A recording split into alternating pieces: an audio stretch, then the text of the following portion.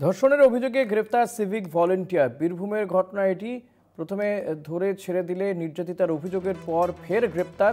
লিখিত অভিযোগের ভিত্তিতে ধৃতের বিরুদ্ধে মামলা শুরু হয়েছে। ধর্ষণের অভিযোগে গ্রেপ্তার সিভিক ভলেন্টিয়ার। বীরভূমের ঘটনা এটি। প্রথমে যদিও বা ছেড়ে দেওয়া হয়েছিল, পরে নির্যাতিতার অভিযোগের ভিত্তিতে গ্রেফতার করা হয় সিভিক ভলেন্টিয়ারকে। লিখিত অভিযোগের ভিত্তিতে ধৃতের বিরুদ্ধে মামলা শুরু। মনাবীর বংশী রয়েছেন আমার সঙ্গে টেলিফোনে। মনা, ঠিক কি অভিযোগ উঠছে এই সিভিক ভলেন্টিয়ারের বিরুদ্ধে?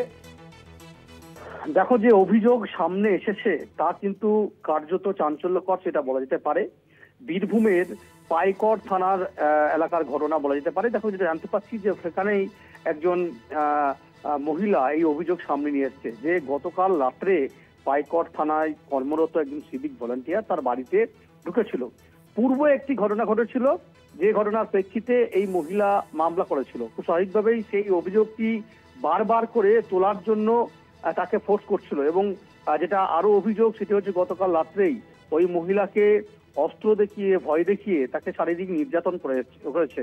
এমনটা কিন্তু গুরুতর অভিযোগ। তারপরেই বিষয়টি চিৎকার চেঁচামেচি করতেই মহিলার পরিবারের লোকজন বেরিয়ে উঠে যায়। তারপরেই এই সিভিক ভলেন্টিয়ার তাকে কিন্তু ধরে ফেলে। তারপর পুলিশকে খবর দেয়, পুলিশ ঘটনাস্থলে যায় এবং গিয়ে তাকে আটক করে থানায় নিয়ে যায়। পরবর্তী পর্যায়ে যেটা অভিযোগ, যে পুলিশ নাকি এই ঘটনায় কোনো রকম কোনো কিছু ভোগকে পড়েনি, কাজেই সিভিক ভলেন্টিয়ারকে নিয়ে ছেড়ে দেওয়া হয়। পরবর্তী পর্যায়ে যখন রিটার্ন কমপ্লেইনটা ছাড়া যাওয়ার পরে তারপর দেখা যায় যে পুলিশকে, অর্থাৎ সিভিক ভলেন্টিয়ারকে ইতিমধ্যেই কিন্তু পাইকড় থানার পুলিশ আটক করেছে। পরবর্তীকালে গ্রেপ্তার করা হয়েছে বলে আমরা এখনো পর্যন্ত খবর পাচ্ছি। এবং এই ঘটনায় রীতিমতো কিন্তু এলাকায় একটা চাঞ্চল্যকর পরিবেশ তৈরি হয়েছে, সেটা কিন্তু বলা যেতে পারে। ধন্যবাদ মনা। কথা বলছিলাম প্রতিনিধি মনাবীর বংশীর সঙ্গে।